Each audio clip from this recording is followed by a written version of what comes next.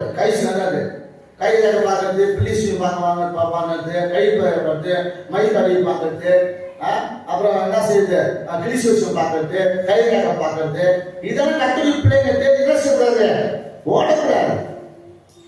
எட்டோடனே போய் இதான் பேப்பர் பார்க்கும்போது பேப்பர் ராசி பலன் தான் இருக்கு அதை பார்க்கறது, இதெல்லாம் பார்க்கக்கூடாது. கத்துக்கிற பிள்ளைங்க கத்துக்கிற பிள்ளைங்க இது பக்தி கிடையாது. அதான் சொல்றாரு, பில்லிசுடைய பாவத்துக்கும் உரட்டாட்டம் பண்ணுதல் அவபக்தி.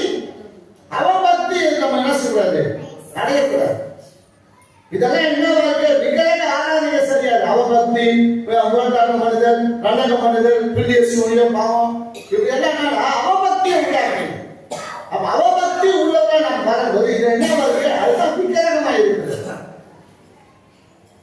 இப்படிப்பட்ட செய்யணும்னா ஏன் இப்படி செய்யலாம், தேவனுடைய வார்த்தை புறக்கணிப்பது. அல்லேலூயா. அப்ப நம்ம பலியை செலுத்து, இந்த பலியை காட்டிலும் என்ன காட்டிலும், பலியை காட்டிலும் கீழ்ப்படிதல் தான். ஆட்டுக்களாக நிலத்தை பார்க்கணும், செவி கொடுக்கணும். நாம என்ன சொல்லணும், நம்ம என்ன செய்யணும், கேட்கணும். அதுதான் கீழ்ப்படியும். சபைக்கு கீழ்ப்படிஞ்சு இருக்கணும், ஊழியர்களுக்கு கீழ்ப்படிஞ்சு இருக்கணும், அடங்கி இருக்கணும். ஊழியர்களுக்கு அடங்கி இருக்கணும். அடங்கி வேணா செய்யுங்களா, அதான் சொல்றாரு. அது ஒரு பிரயோஜனமா இருக்காது. இன்றைய 13வது அதிகாரம் 17வது வசனம், அது ஒரு அடங்கி இல்லைன்னா அது ஒரு பிரயோஜனமா இருக்காது. ஊழியக்காரங்க துக்கத்தோட அனுப்பினா, துக்கப்படுத்தினா, ஊழியக்காரங்க துக்கப்படுத்தினா அது ஒரு பிரயோஜனமா இருக்காது அப்படின்றார். 13 எபிரேயர் 13வது அதிகாரத்துல 17வது வசனம், உங்களை நடத்துகிறவர்கள் உங்க ஆத்துமாவுக்கு உத்தரவாதம் விழுந்து இருக்கிறவர்களா இருக்கிறபடினால் அவர்கள் துக்கத்தோட அல்ல.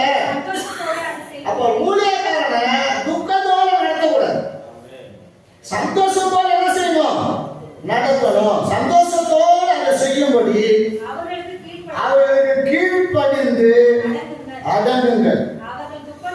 அவர்கள் துக்கத்தோடு அப்படி செய்யலாம், அது உங்களுக்கு ஆசுவமா இருக்காது, உபயோகமா இருக்காது, நன்மையா இருக்காது, அது சமாதானமா இருக்காது.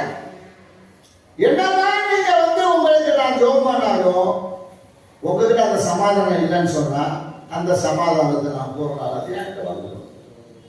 என்னதான் உங்களை ஆசிர்வச்சாலும் ஆசிர்வத்துக்கு ஏற்ற பாத்திரம் உங்களுக்கு இருந்தா மட்டும்தான் அந்த ஆசீர்வாதம் உங்களுக்கு தம்பி அந்த ஆசீர்வாதம் வந்துடும். எதுக்கு கீழ்ப்படியணும், அடங்கணும்.